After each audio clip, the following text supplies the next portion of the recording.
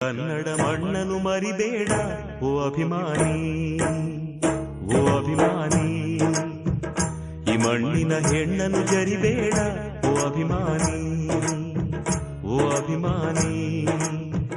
ಸುಸಂಸ್ಕೃತ ಚರಿತೆಯ ತಾಯ್ನಾಡು, ಮಹೋನ್ನತ ಕಲೆಗಳ ನೆಲೆಬೀಡು.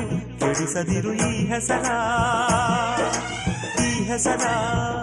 ಈ ಕನ್ನಡ ಮಣ್ಣನು ಮರಿಬೇಡ ಓ ಅಭಿಮಾನಿ.